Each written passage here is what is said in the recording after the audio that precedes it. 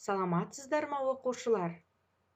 Бүгінгі сабағымыздың тақырыбы сызықтық алгоритмдерді программалау.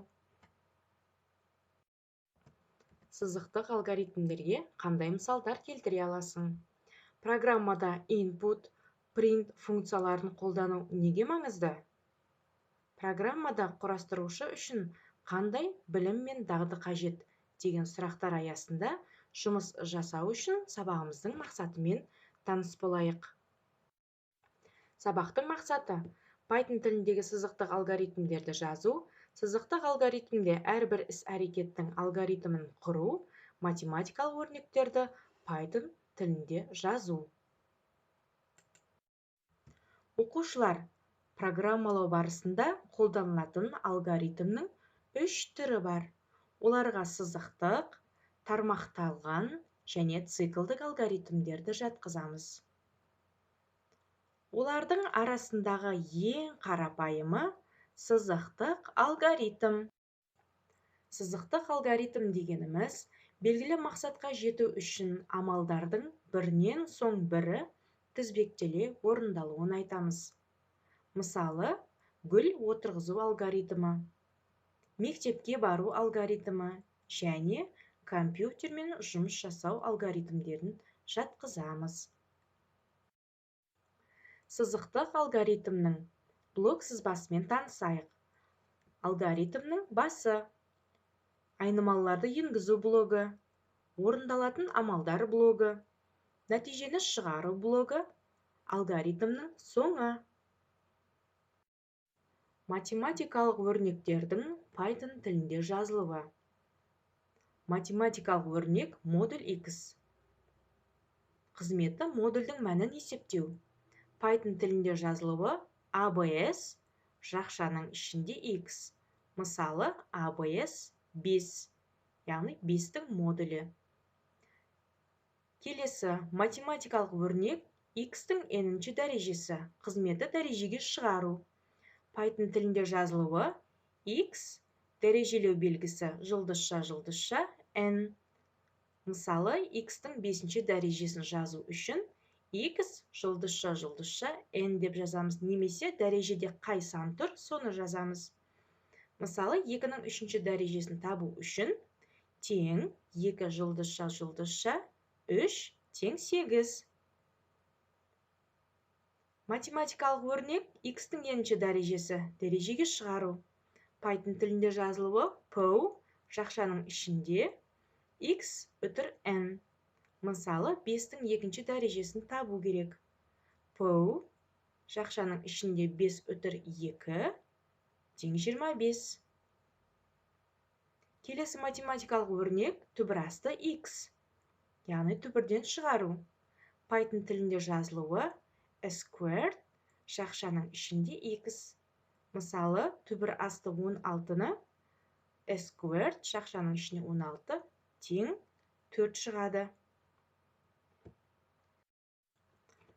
Сызықтық алгоритмде программаны құру қадамдары. Бірінші қадам.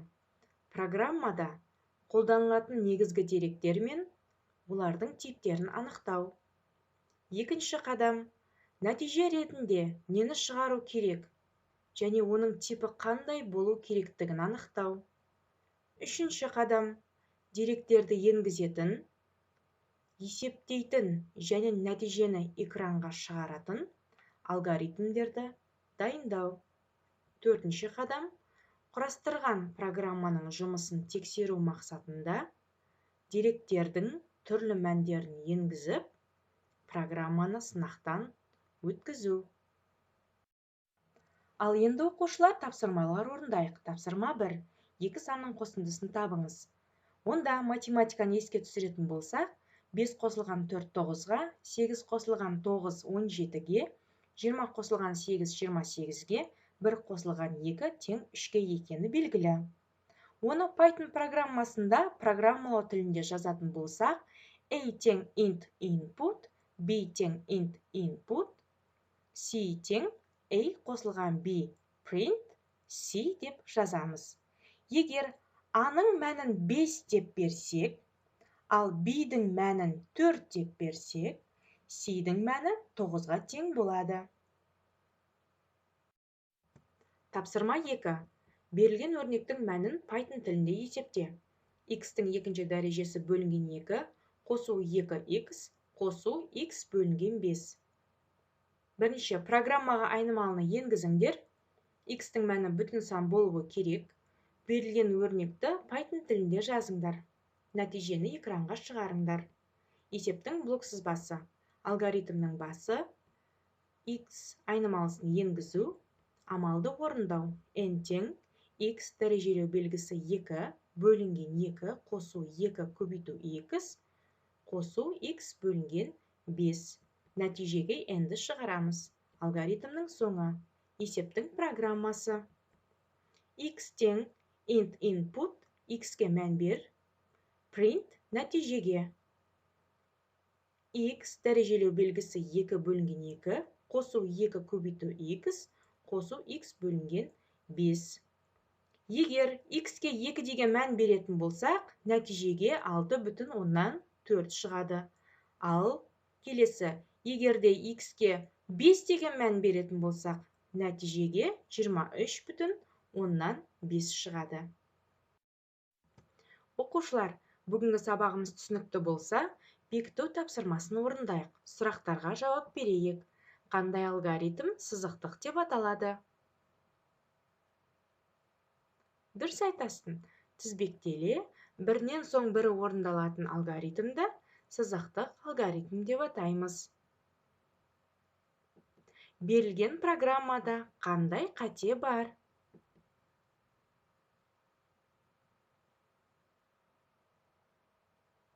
Жарайсын. 4-ші және 5-ші қатарда, яғни есептеу амалында x-тен кейін қос нүкте қойылмайды. Және нәтижеге айнымалыны шығару керек.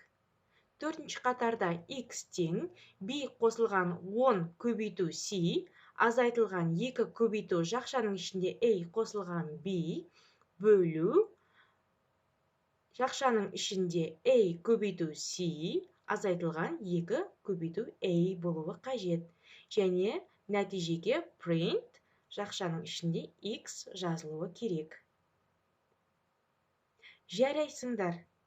Сіздер де дәл осылай орындадыңыздар деп ойлаймын. Бүгінгі сабағымыз түсінікті болса, назарларыңызға рахмет.